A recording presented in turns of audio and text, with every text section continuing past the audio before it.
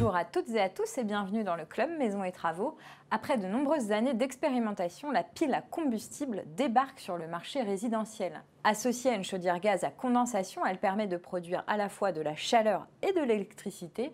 Comment fonctionnent ces appareils dits hybrides qui ouvrent la voie de l'indépendance énergétique? Réponse tout de suite.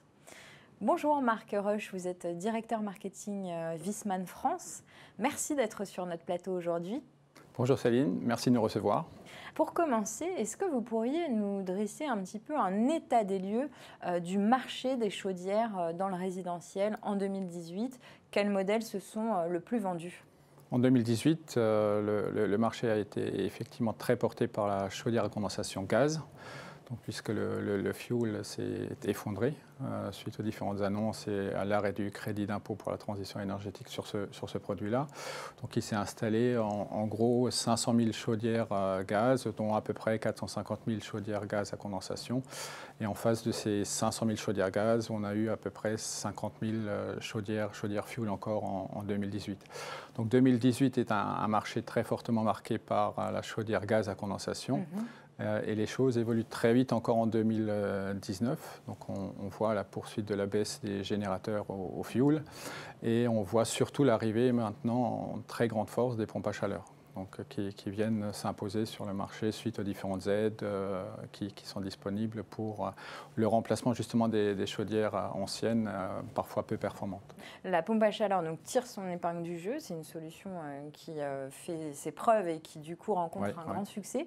Et puis on voit apparaître sur le marché des chaudières, j'ai envie de dire, un petit peu hybrides, comme ces fameux modèles dits à micro-cogénération. Est-ce que vous pourriez nous expliquer, parce que le nom est un petit peu barbare, qu'est-ce que veut dire micro-cogénération? La cogénération, donc ça veut dire qu'on va générer deux énergies en fait, une énergie thermique, de la chaleur, et une énergie électrique. Et la chaleur, on va l'utiliser pour chauffer les locaux, bien sûr, mais aussi pour produire de l'eau chaude sanitaire pour la salle de bain. Et en parallèle de cette génération de chaleur, on va avoir de la production électrique.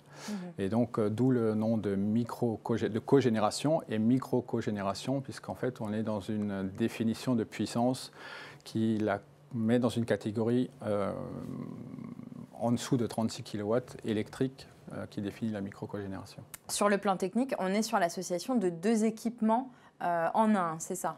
Donc effectivement, actuellement, ce sont deux produits qui sont posés l'un à côté de l'autre. Un produit qui intègre la technologie pile à combustible, un autre produit qui intègre donc la technologie de la condensation gaz avec un réservoir pour l'eau chaude sanitaire. Donc ce sont deux équipements pour l'instant, mais je pense qu'on parlera tout à l'heure des évolutions de produits qui vont dans une direction un peu plus simple encore. Et on le résume de manière plus simple, pile à combustible, c'est ça? Ça s'appelle...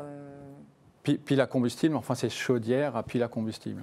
Donc c'est vrai que la terminologie sur ces produits-là n'est pas encore bien ancrée, notamment en France, vu le nombre de produits qui sont installés et vu que cette technologie n'est pas vraiment connue encore au niveau du grand public. Elle est peu connue, pourtant il y a de vrais résultats qui sont éprouvés. Tout à fait. Donc, c'est des technologies qui sont mises en œuvre un peu partout dans le monde. On peut peut-être citer le Japon qui était précurseur avec de grands fabricants qui se sont lancés il y a plus de 10 ans dans cette technologie. Et donc, un parc qui est au Japon de plus de 200 000 piles à combustible qui sont installées. Et donc, cette technologie est arrivée en Europe au début des années 2010. Viessmann, donc nous, on a ce produit au catalogue depuis 2014. Et puis, l'Europe s'intéresse beaucoup à cette technologie avec des projets qui visent justement à démontrer que c'est une technologie qui a beaucoup d'avenir, avec un premier programme qui avait démarré en 2015, qui est le programme Enefield, qui visait à installer sur 10 pays en Europe 1000 piles à combustible. Donc c'est un projet qui a montré qu'on pouvait en fait avoir un marché pour ce type de produit, de montrer aussi comment accéder à ce marché. Et donc le canal de l'installateur a très clairement été identifié comme étant le canal qui permettait en fait de faire passer cette technologie au niveau du grand public. Donc pas mal de résultats qui ont été générés par ce programme Enefield. Vous disiez 1000 implantations sur 10 pays. Oui. En combien de temps Ça s'est terminé début 2017, donc sur 2 ans et demi à peu près. Donc un peu plus de 1000 puisque les objectifs ont même été dépassés.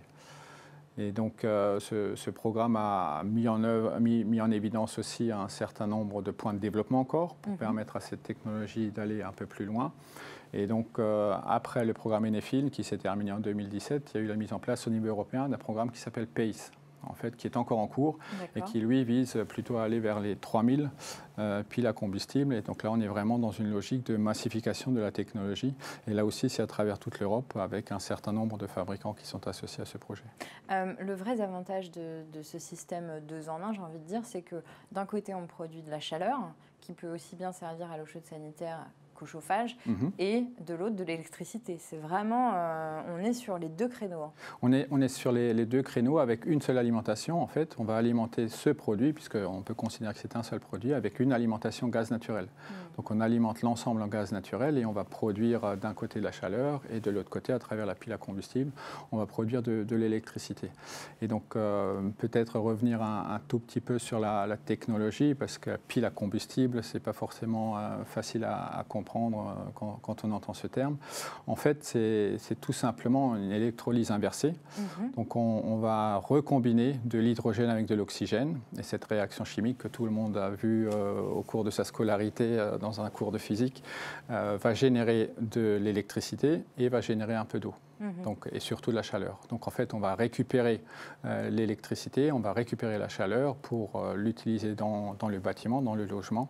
Et donc c'est une technologie qui, à partir du gaz naturel, va extraire l'hydrogène, le recombiner avec l'oxygène et donc générer derrière de la chaleur et de l'électricité. Cette phase un petit peu de chimie fait un petit peu peur aux gens. Autour de la pile à combustible, il y a une crainte. Il y a beaucoup de gens qui ont du mal à percevoir ce que c'est. Voilà, c'est un petit peu anxiogène. On le rapproche aussi souvent du domaine du nucléaire. Oui. Est-ce que ces craintes sont fondées ou pas? Pas du tout, puisque très clairement, donc, il y a de l'hydrogène qui peut être explosif dans certaines conditions, mais la technologie utilisée à membrane échangeuse d'ions en fait en sorte qu'il n'y a jamais de stockage d'hydrogène. Donc on va uniquement avoir une extraction de l'hydrogène du gaz naturel et immédiatement, en fait, cet hydrogène est recombiné avec l'oxygène. Donc il n'y a aucun stockage d'hydrogène, donc aucun risque d'explosion. Ça, c'est pour l'explosion, mais pour les gens qui se poseraient la question des rayonnements, comme c'est un équipement qui va être à l'intérieur des maisons, voilà, est-ce qu'il peut y avoir aussi des rayonnements Il n'y a aucun risque au niveau rayonnement, ce sont des réactions chimiques extrêmement simples. La mise en œuvre, c'est la technologie dans la pile à combustible, c'est cette membrane, donc cette membrane qui est très technique, qui doit permettre l'association en fait entre l'hydrogène et l'oxygène. Et donc les recherches actuelles sont pour optimiser en fait ces membranes et pour avoir une durée de vie plus importante sur cette technologie. Il y a des phases d'expérimentation, vous le disiez, qui ont amené à équiper un certain nombre de foyers. Aujourd'hui, est-ce que vous avez une idée du nombre d'unités installées de piles à combustible? Alors, en France, en Europe, je ne sais pas quel chiffre vous pouvez nous donner. Donc, comme dit, en Europe, on doit être entre 4 et 5 000, donc depuis le lancement de cette technologie en Europe, à mettre en face d'un chiffre de 200 000 au Japon. Donc, c'est quand même une technologie qui a un peu plus de mal à s'implanter en Europe. Ça marche extrêmement bien en Allemagne, ça marche bien en Belgique, ça marche bien en Grande-Bretagne. Et donc là, en fait, on a des marchés où on a un décalage assez important entre le prix du gaz et le prix de l'électricité. Et ce différentiel fait en sorte que le produit est rentable plus rapidement. Après, il y a des schémas d'aide aussi dans les différents pays qui font que le produit est un peu moins cher qu'actuellement sur le marché français, où on n'a pas ce décalage. C'est ce que j'allais vous dire. Et puis, c'est un produit qui est coûteux quand même. Qui est coûteux, qui a bénéficié d'aide, notamment dans le cadre du programme européen, et qui a permis aussi d'en installer un certain nombre. Il y a d'ailleurs un projet en cours, un projet de démonstrateur, dans lequel nous sommes associés à GRDF et à l'ADEME, qui vise à installer 50 piles à combustible sur le marché français. Donc la plupart sont en fonctionnement déjà. Donc il y en a une vingtaine chez le particulier. Et donc extrêmement intéressant sur cette étude, c'est d'installer ça dans des locaux de bailleurs sociaux. Donc en plus de toute l'expérience qu'on va pouvoir tirer du programme européen Enefield et PACE, on va avoir une étude sociologique aussi autour de ce produit sur le marché français pour voir un peu comment il est perçu, un peu plus dans le détail. Ça a été fait dans Enefield, mais on va aller un peu plus loin avec GRDF et avec l'ADEME pour voir un peu comment est perçu le produit au niveau du grand public. On parlait du coût. Est-ce que vous pourriez nous dire actuellement combien ça coûte une pile à combustible? Une pile à combustible, on peut la comparer au coût d'une pompe à chaleur géothermique. Donc on va être à peu près à 15 000 €. Qui peut être comparé à l'installation d'une pompe à chaleur géothermique avec, sur la pile à combustible, la production d'électricité en plus. Vous disiez lancement des produits chez vous, intégration au catalogue en 2014. On est déjà sur une deuxième génération de produits. Là, en 2019-2020, vous proposez des produits qui ont déjà évolué. Tout à fait. Est-ce que vous pourriez nous dire quel point vous avez réussi à faire progresser? Un point important qui a été relevé dans le cadre du projet Enefield, c'était en fait les coûts de maintenance aussi, puisque en fait les produits nécessitaient une maintenance importante. Et donc sur cette nouvelle génération de piles à combustible qu'on lance cette année, en fait on va pouvoir espacer les interventions. Jusqu'à ce jour, sur la génération B, on était à 2 ans d'intervalle d'intervention. Maintenant, on va passer à 5 ans.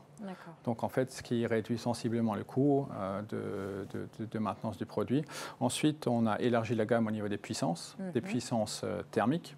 Donc, pour aller dans le neuf et dans la rénovation, puisqu'on avait une gamme avec 2 modèles. Donc là, on a élargi à chaque bout. On a baissé un peu le modèle le moins puissant et on a augmenté la puissance du modèle le plus important. Très bien.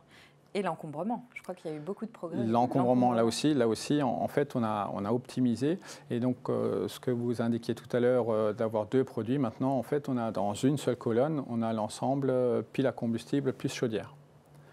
Et donc, effectivement, on a diminué la taille aussi en hauteur, donc pour faciliter en fait l'implantation dans les logements qui sont de plus en plus petits aussi. Oui. Et donc, une étape qui est en préparation, puisqu'en fait, actuellement, on associe obligatoirement la pile à combustible à une chaudière à condensation. Donc, c'est l'ensemble qui est vendu.